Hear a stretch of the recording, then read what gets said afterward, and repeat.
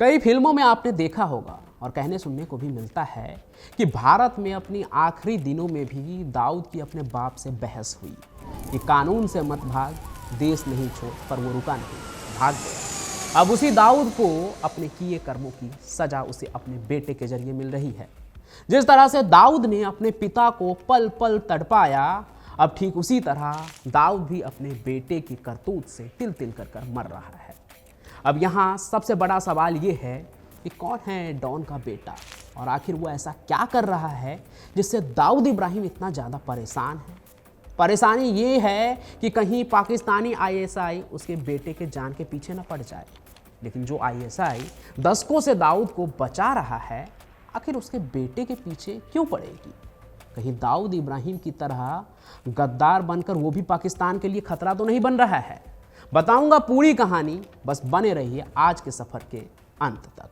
और अगर आप दाऊद इब्राहिम की कहानियाँ और भी जानना चाहते हैं, पढ़ना चाहते हैं, तो आप हुसैन जैदी की इस किताब को भी पढ़ सकते हैं जिसका नाम है डोंगरी टू दुबई। भारत वो देश है जहाँ ज़्यादातर बेटे के ऊपर पिताजी का प्रेशर होता है कि उनकी विरासत को आगे बढ़ाए, वो ख़ानदान का नाम रोशन करे। इसलिए ज़्यादातर डॉक्टर का बेटा भी डॉक्टर होता है, पॉलिटिशियन का बेटा भी पॉलिटिशियन बनता है। ठीक वैसे ही मुंबई क्राइम ब्रांच में तैनात हेड कांस्टेबल इब्राहिम कास्कर का भी सपना था कि उसका बेटा पढ़ लिख कर कुछ करे, देश और दुनिया में अपना नाम बड़ा करे। कहते हैं कि दाऊद की भविष्यवाणी भी एक पीर बाबा ने किया था कि वो आगे चलकर बहुत बड़ा आदमी बनेगा, खूब पैसा कमाएगा। इसलिए उसके पिता ने उसकी पढ़ाई लिखाई भी करवाई। आगे बेटा दाऊद इब्राहिम भी देश और दुनिया में छा जाता है, लेकिन पढ़ाई के दम पर नहीं बल्कि आतंक के दम पर, जिसके बाद वो भारत से भाग जाता है, लेकिन पीछे अपने पिता को अपनी गुनाहों की सजा भोगने के लिए छोड़ देता है। और कहते तो ये भी है कि दाऊद ने उन्हें नहीं छोड़ा, बल्कि इब्राहिम कास्कर ने खुद अपने बेटे के साथ जाने से इनकार कर दिया। फिर इधर 1986 में दाऊद मुंबई छोड़कर दुबई भागा और अगले ही साल उसके पिता इब्राहिम कास्कर का इंतकाल हो गया। जीते जी इब्राहिम कास्कर ने खूब इज्जत कमाई थी, लेकिन दाऊद के हरकतों ने उन्हें कहीं का नहीं छोड़ा। अब यहाँ एक बात और भी है जिस पर ध्यान दीजिएगा कि जो बाप बेटे की चोरी चकारी की हरकत से इतना शर्मसार हो जाते थे कि बाहर किसी को अपना मुंह दिखाने के लिए भी नहीं निकलते थे, अगर उसके जीते जी दाऊद ने मुंबई पर हमला करवा दिया होता तो वो तो ऐसे ही मर जाते। खैर, अब दाऊद इब्राहिम को अपने इसी कर्मों की सज़ा मिल रही है, क्योंकि उसका अपना बेटा जो है वो उसके वश में नहीं है।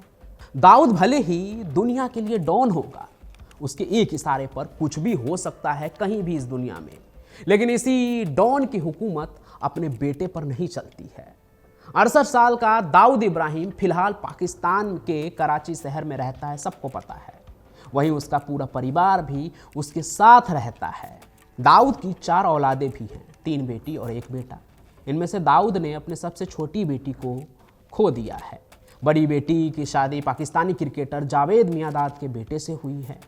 अब यही रवायत चली आ रही है कि बेटियां तो दूसरे घर चली जाती है और बाप की विरासत को उसका बेटा संभालता है। हर बड़े डॉन गैंगस्टर की यही कहानी है। दाऊद का भी एक बेटा है जो उसके गद्दी का असली हकदार है। खुद दाऊद इब्राहिम भी उसे अपने काले साम्राज्य का वारिस बनाना चाहता है और दाऊद के उस औलाद का नाम है मोइन इब्राहिम, जिसे मोइन कास्कर के नाम से भी जाना जाता है। तो हर बाप की तरह दाऊद भी यही चाहता था कि बेटा उसी के साथ रहे, उसके धंधे को संभाले। इस बीच मोइन को उसने बिजनेस मैनेजमेंट का कोर्स भी करा दिया।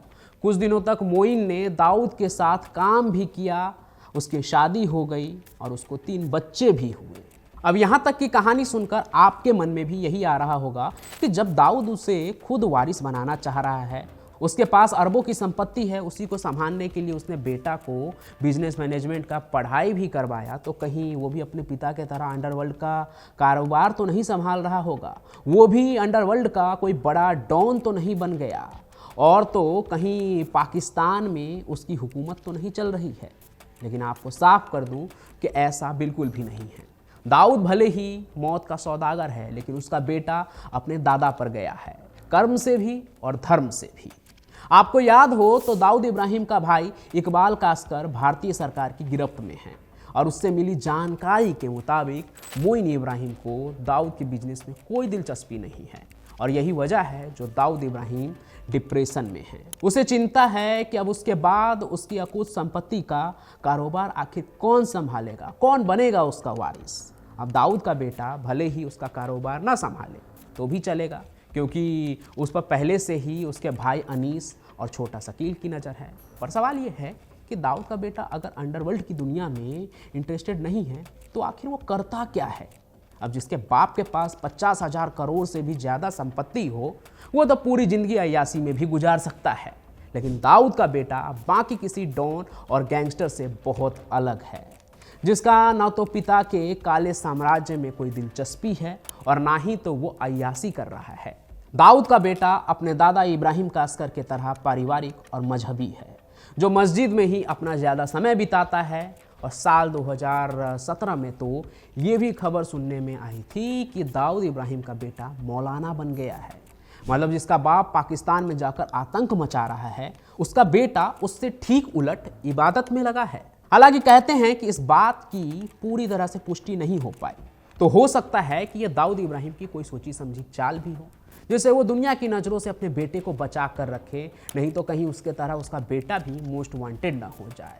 वहीं जो मौलाना वाली कहानी है उसमें ये बात भी सुनने को मिलती है कि बेटे के मौलाना बन जाने की बात से दाऊद इब्राहिम नाखुश है, क्योंकि आईएसआई ऐसा नहीं चाहती है, क्योंकि उन्हें कोई चाहिए जो दाऊद के बाद उनके लिए दूसरा दाऊद बने, और इस बात से ही दाऊद काफ़ी परेशान है। सुनने में तो ये भी मिलता है कि उसका बेटा दाऊद से अलग होकर मस्जिद में दिए हुए क्वार्टर में ही रहता है। वैसे आपको दाऊद के बेटे की मौलाना बनने वाली कहानी कितनी सही लगती है? वैसे मेरे नज़र में तो दोनों ही बातें हो सकती हैं। पहला ये जो मैंने हुसैन जैदी की किताब डोंगरी टू दुबई में पढ़ा है कि एक कांस्टेबल का बेटा डॉन बन गया, तो हो सकता है कि डॉन का बेटा भी मौलाना बन सकता है। बाकी ये दाऊद की सोची समझी चाल भी हो सकती है। वैसे आपको क्या लगता है वो कमेंट बॉक्स में ज़रूर बताएं, और साथ ही साथ इस कहानी को लाइक करें, ज़्यादा से ज़्यादा शेयर करें और हमारे इस चैनल को सब्सक्राइब जरूर कर लें।